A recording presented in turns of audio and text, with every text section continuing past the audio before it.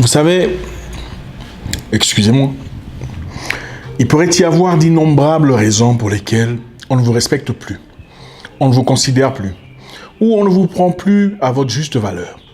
Aujourd'hui, je vais vous donner un élément très intéressant qui, si pas ne vous remet à votre position de force initiale, fera une grande différence. La principale raison pour laquelle le respect dû à une personne peut diminuer, c'est sa disponibilité. L'excès de disponibilité.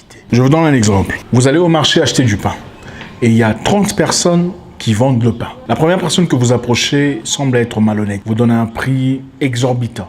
Qu'est-ce que vous faites? Vous allez chez le second, n'est-ce pas? Sans réfléchir. Et le marchand de pain ne peut pas se permettre de faire de chichi parce qu'il sait qu'il risque de vous perdre. Alors il s'empresse. Chaque vendeur normalement constitué essaie de vous donner le meilleur prix, de peur de ne perdre contre la compétition. Vous savez pourquoi? Vous savez pourquoi le pain ne peut pas être cher dans un tel endroit? Parce qu'il y en a en abondance. Il y a beaucoup de pain. Quand il y a beaucoup de pain, le prix de pain, servez-vous de l'absence pour augmenter le respect et la valeur qui vous est accordée. Vous allez chez quelqu'un un peu trop régulièrement. Lundi, vous êtes là. Mardi, vous êtes là. Mercredi, vous êtes là. Jeudi, vous êtes encore là. Et vendredi, il y a une autre personne qui vient aussi visiter après vous. Et à votre grande surprise, la personne que vous visitez accueille beaucoup plus chaleureusement la personne qui vient après vous. Et ça vous blesse. Pourquoi? Et vous entendrez beaucoup de cas, surtout dans notre continent, où beaucoup de personnes condamnent les femmes de leurs frères, disant « elle n'est pas gentille, qu'on va visiter, elle n'est pas sympa ». Mais peut-être que vous visitez un peu trop.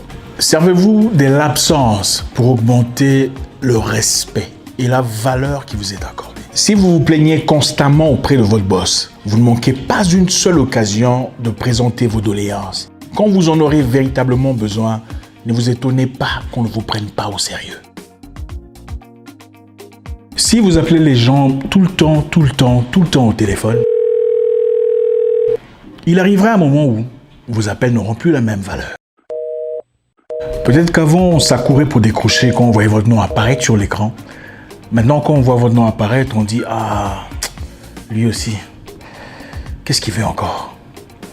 Vous avez perdu une bataille. Je veux dire une chose qui pourrait vous choquer. Le diamant apprécié par beaucoup de femmes, par exemple, n'a rien de plus extraordinaire qu'un caillou. La seule chose qui sépare le diamant du caillou en matière de valeur, c'est sa rareté. Servez-vous de l'absence pour augmenter le respect et la valeur qui vous est accordée. Jeune homme, tu approches une femme très intéressante, très jolie, et elle le sait parce qu'elle est très sollicitée. On lui fait toujours la demande par tes congénères ou des gens plus grands que toi. Et pendant vos premières conversations, tu lui dis qu'elle est charmante, qu'elle est ravissante, qu'elle est jolie. Ne sois pas étonné qu'elle te traite comme un sac de manioc. Parce que ce que tu lui dis là, malgré tes bonnes intentions, sont des choses qu'elle entend chaque jour. Il n'y a rien de spécial. Par contre, viens et dis bonjour et parlez brièvement des choses qui n'ont absolument rien à voir avec elle. Et partez. Elle sera curieuse de savoir comment ce gars est venu. Il a seulement dit bonjour et parti. Non. Donc lui là, il n'a pas vu ça. Non. Elle voudra justement savoir pourquoi toi tu n'as rien dit.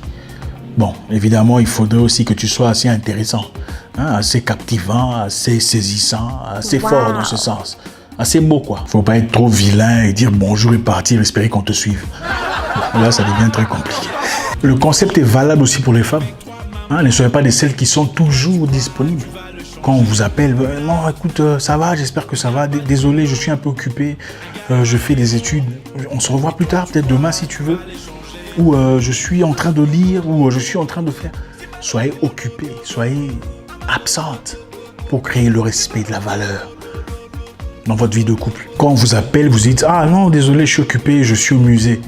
Bon, vous n'aimez pas les musées, vous préférez les habits. Enfin, bref. Je suis en train de faire la lecture ou une étude sur mon commerce. On se voit demain à 12h. C'est comme ça. Quelqu'un vous donne rendez-vous à 14h et il se présente à 19h. Dans la route, il vous appelle pour dire « je suis presque là ». Dites-lui « désolé, je ne peux plus aujourd'hui. On se voit après-demain à 15h ». Il ne le fera plus jamais. Vous lui faites perdre de la valeur en vous absentant de ces paramètres qui ne vous conviennent pas. Quelle qu'en soit votre situation, retirez-vous un petit moment pour gagner le respect. Ils ne le diront peut-être pas, mais vous commencerez à leur manquer. Si vous donnez trop de vous-même, on ne vous prendra pas au sérieux. La seule raison pour laquelle Beyoncé est ce qu'elle est aujourd'hui, c'est parce qu'elle est inaccessible. Elle n'est pas trouvable n'importe où. Vous adorez les films de Will Smith, c'est parce qu'il n'en produit pas chaque week-end. C'est la rareté qui crée la valeur. Ce principe est appliqué même dans le marketing. Vous allez acheter quelque chose, par exemple, une paire de lunettes ou une voiture, on vous dit « Ah, vous aimez celui-là ?» C'est la seule pièce qui nous reste. On crée la rareté pour créer l'empressement. Nous vendons des beaux appartements dans ce beau quartier, mais il n'en reste que 2. On crée le même principe, l'empressement, la rareté. J'espère que ça va. Merci infiniment à vous. Vous avez des commentaires, quelque chose à rajouter, écrivez-les sur les commentaires. À demain pour une nouvelle vidéo. Ciao, ciao.